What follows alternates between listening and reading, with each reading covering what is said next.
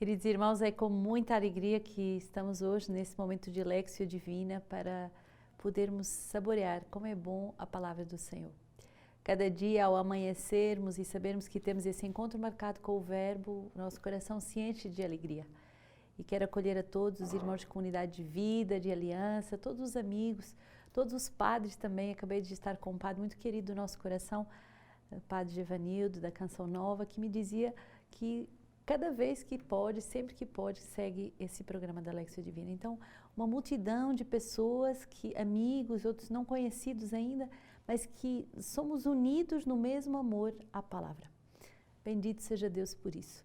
E hoje a palavra 2 Coríntios 1, 18 a 22. Deus é testemunha fiel de que a nossa palavra, a vós é dirigida, não é sim e não. Pois o Filho de Deus, o Cristo Jesus, que vos anunciamos, eu, Silvano e Timóteo, não foi sim e não, mas unicamente sim. Todas as promessas de Deus encontraram nele o seu sim. Por isso é que por ele que dizemos amém a Deus para a glória de Deus. Aquele que nos fortalece convosco em Cristo e nos dá a unção é Deus, o qual nos marcou com um selo e colocou em nossos corações o penhor do Espírito. Que bonita essa palavra que nos diz que as promessas de Deus não são sim e não, isto é, Deus é fiel conosco e Ele quer nos ensinar essa fidelidade. Deus é o amém do Pai, Deus é o sim que se encarna no seio da Virgem Maria por causa do faça-se, por causa também do sim da Virgem Maria, e o Verbo quer nos ensinar a termos uma vida decididamente decidida por Ele. Teresa d'Ávila, que ensinava às suas filhas que precisamos de ter decisões tomadas decididamente e decisões claramente decididas. Nós estamos num mundo muito inconstante, muito volátil, é uma sociedade gasosa, já não é nem mais líquida, mas é gasosa, e as pessoas têm comportamentos efêmeros, têm decisões efêmeras, hoje sim, amanhã não. O Senhor quer nos dar um coração fiel, um coração radical, um coração que é fiel às promessas de Deus e que aprende com Deus o valor da palavra dada. Que o teu sim seja sim, que o teu não seja não, tudo o resto é do demônio. O Senhor, nesse dia, com essa palavra tão forte, nos ensine verdadeiramente a sermos decididos e claramente decididos por Ele. Ele nos marca com um selo. Ele coloca em nossos corações o penhor do Espírito. Que bonito o Senhor estar-nos, selar-nos com a sua presença, selar-nos com o seu amor. Que belo podermos estar com Deus, em Deus e para Deus. E o Salmo 118 hoje, teus testemunhos são maravilhas, por isso eu os guardo. A descoberta das tuas palavras ilumina e traz discernimento ao simples. Abro minha boca e expiro, pois anseio pelos teus mandamentos. Volta-te para mim, tem piedade de mim. É a justiça para os que amam o teu nome. Firma meus passos com tua promessa e não deixes mal nenhum me dominar. Resgata-me da opressão do homem e observarei teus preceitos. Ilumina tua face para o teu servo e ensina-me teus estatutos. Que bonito perceber que a descoberta das palavras de Deus, e todos os dias nós descobrimos a palavra, porque todos os dias ela se faz nova. Quantas vezes eu já rezei com esse Salmo 118 e hoje essa palavra, a descoberta das tuas palavras ilumina e traz discernimento ao simples. A palavra de Deus, ela é luminosa, ela se faz nova todos os dias e ela nos dá discernimento. E é bonito que acreditamos muitas vezes que o discernimento é coisa de gente muito inteligente, de gente muito culta, de gente muito sábia, mas finalmente o discernimento é um dom dado aos que têm um coração de criança. Aquele que se crê muito inteligente ainda não é muito inteligente. Aquele que é muito inteligente é o simples, é o puro de coração. É aquele que guarda um coração de criança. Firma meus passos com a tua promessa. Se aprendermos a viver da promessa de Deus, então os nossos passos são firmados na rocha. E nós podemos crescer de sim em sim em sim.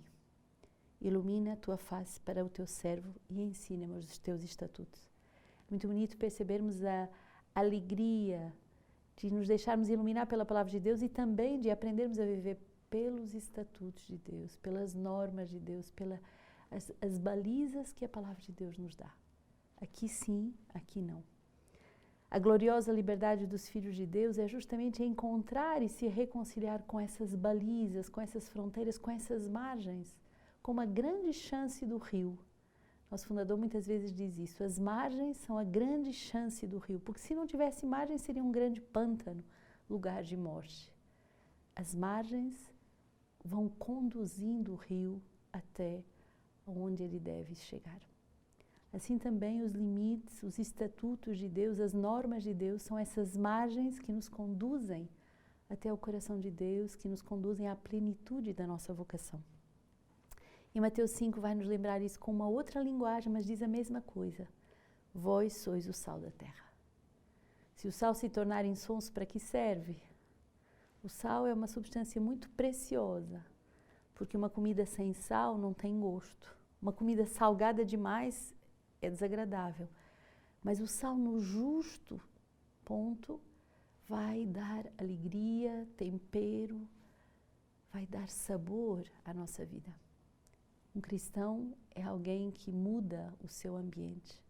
Quando há uma alma verdadeiramente unida a Deus, o ambiente é saboroso, o ambiente tem gosto do céu. Vós sois o sal da terra, ora se o sal se tornar insonso, com que o salgaremos? Para nada mais serve, senão para ser lançado fora e pisado pelos homens. Vós sois a luz do mundo. Não se pode esconder uma cidade situada sobre um monte, nem se acende uma lâmpada e se coloca debaixo do alqueire, mas no candelabro, assim ela brilha para todos os que estão na casa.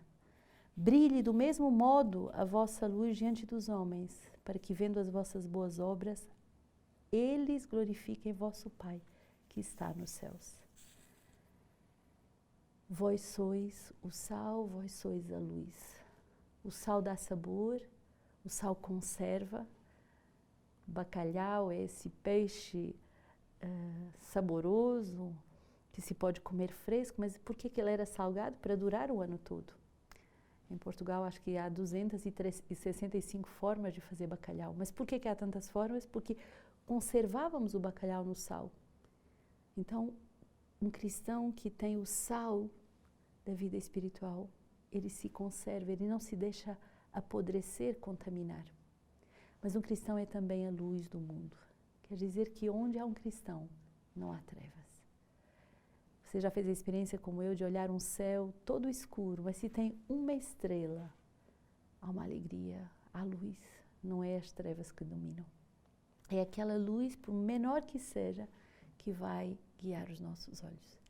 Um cristão é luz no meio das trevas. Hoje em dia, tantas vezes o nosso mundo é cheio de trevas, é cheio de situações ambíguas. O cristão vai dar luz. Vós sois a luz do mundo, e não se pode esconder uma cidade situada sobre um monte, nem se acende uma lâmpada e se coloca debaixo do alqueire.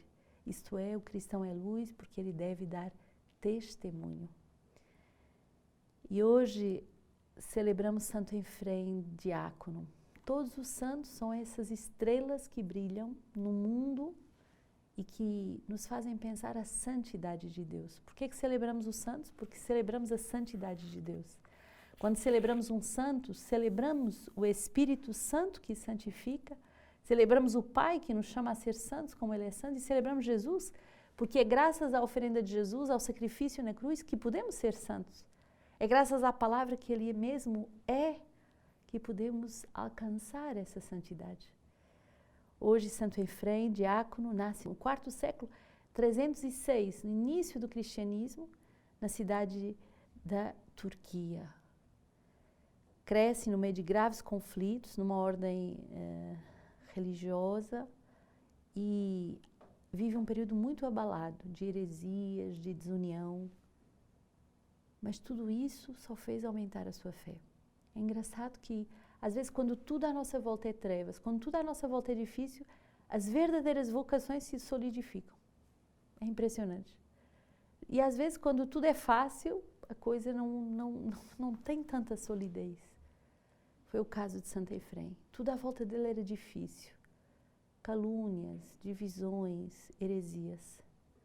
Mas isso fez crescer nele uma fé muito sólida. Um amor, uma devoção à Virgem Maria muito consistente. O pai de Efrém era mesmo sacerdote pagão. Embora a sua mãe fosse cristã e o educou na fé cristã. Mas desde a infância ele foi educado nesse dualismo. Um pai pagão e a mãe que o educava. Quando ele tinha 7 anos, surge a liberdade de culto com o Edito de Milão, mas o patriarca da família nunca aceitou a fé do seu filho. Como não o venceu nem com a força, nem com os argumentos, ele foi expulso de casa. E Efrém foi batizado então aos 18 anos e viveu do seu próprio sustento, trabalhando num balneário local. Santo Efrém pode nos ajudar por esta autenticidade do testemunho. Aceitar perder tudo por amor a Cristo. No ano de 338, a Turquia vai ser invadida pelos persas e Efrém, então diácono, desloca-se para a cidade de Edessa, onde ele vive a sua fé cristã de forma muito austera. Vai lecionar numa escola, prega, defende os princípios cristãos e vai escrever várias obras. E como não sabia grego, as suas obras ficaram desconhecidas. Efrém foi um ardente defensor da doutrina cristã. Com uma veia poética, os seus sermões vão atrair multidões e a sua escola era muito concorrida pelo conteúdo didático e simples, com um modo muito exortativo, atingindo diretamente o povo mais humilde. Na sua época, estava se organizando o canto religioso, alternado nas igrejas, e os bispos Ambrósio de Milão e Diodoro de Antioquia que começaram esse movimento. E então o diácono Efrém vai ajudar muito com poesias na língua nativa próprias para o canto coletivo. Então, por essa linguagem poética, ele vai ser conhecido como a harpa do Espírito Santo. Imagina um santo que tem esse nome. Santo Efrém, a harpa do Espírito Santo. Os seus hinos, então, se espalham e no dia 9 de junho ele morre sem ter sido ordenado sacerdote. E desde o dia em que faleceu, é considerado venerado santo, tanto pelos católicos do Oriente como os católicos do Ocidente. O Papa Bento XV vai declará-lo doutor da Igreja em 1920. Então, um diácono que pode rezar e ser exemplo para todos os nossos diáconos, permanentes ou transitórios, mas que tem um papel muito importante, ser harpa do Espírito Santo. Também nós devemos nos deixar conduzir pelo Espírito Santo. E vocês sabem que uma harpa é um instrumento muito fino, muito nobre, as cordas são muito delicadas e é um instrumento grande que vai desposar todo o corpo, como se tivéssemos que casar com a harpa e vai dar um som celestial, lindo, lindo, lindo. Assim deve ser a nossa vida. Dos sermões de Santo Efrém, diácono, século IV, a economia divina é a imagem do mundo espiritual. Fazer resplandecer, Senhor, o dia radioso do vosso conhecimento e dissipai da nossa mente as trevas noturnas, para que iluminada ela vos sirva renovada e pura. O nascer do sol indica aos mortais o início dos seus trabalhos. Preparai, Senhor, a morada da nossa alma, para que nela permaneça o esplendor daquele dia que não conhece fim. Concedei, Senhor, que contemplemos em nós mesmos a vida da ressurreição e que nada consiga afastar o nosso espírito de vossas alegrias. Imprimi, Senhor, em nossos corações o sinal daquele dia que não se rege pelo movimento do sol, infundindo-nos uma constante orientação para vós. Diariamente vos abraçamos nos sacramentos e vos recebemos em nosso corpo. Tornai-nos dignos de sentir em nós mesmos a ressurreição que esperamos, e com a graça do batismo conservamos escondido em nosso corpo o tesouro que nos destes. Tesouro que aumenta na mesa dos vossos sacramentos. Fazei-nos viver sempre na alegria da vossa graça. Possuímos em nós, Senhor, um memorial que recebemos da vossa mesa espiritual. Concedei-nos a graça de possuirmos na renovação futura a realidade plena que Ele nos recorda. Nós vos pedimos que, através daquela beleza espiritual que a vossa vontade imortal faz resplandecer até nas criaturas corporais, nos leveis a compreender retamente a beleza da nossa própria dignidade. A vossa crucificação, ó Salvador dos homens, foi o termo da nossa vida corpórea. Concedei-nos que, pela crucificação do nosso espírito, alcancemos o penhor da vida espiritual. Vossa ressurreição, ó Jesus, faça crescer em nós o homem espiritual, e os sinais dos vossos sacramentos sejam para nós um espelho para conhecê-lo. Vossa economia divina, ó Salvador dos homens, é a imagem do mundo espiritual. Dai-nos correr nele como homens espirituais. Santo Efrem, esse diácono que corre como um homem espiritual. Não priveis, Senhor, a nossa mente da vossa revelação espiritual e não afasteis de nossos membros o calor da vossa suavidade. A natureza mortal que se oculta em nosso corpo leva-nos à corrupção da morte. Infundi em nossos corações o vosso amor espiritual, para que afaste de nós os efeitos da mortalidade. Concedei, Senhor, que caminhemos velozmente para a nossa pátria celeste e que, como Moisés no alto monte, possamos contemplá-la desde já, através da revelação. Que o Senhor nos dê essa contemplação da beleza de Deus, que Ele nos dê de ser luz e sal, e que Ele encha os nossos corações com o seu amor. E lhe convido, se você ainda não se inscreveu no Festival das Famílias, não perca. Inscreva toda a sua família. Vai ter programação para as crianças, para os adolescentes, para os jovens, para os adultos. E hoje, de um modo muito particular, vamos lançar o festival para os avós, para os anciãos, para aqueles que são os guardiões do tesouro da fé. Que Santo Efrem nos ajude a sermos santos, famílias santas, para a sua glória.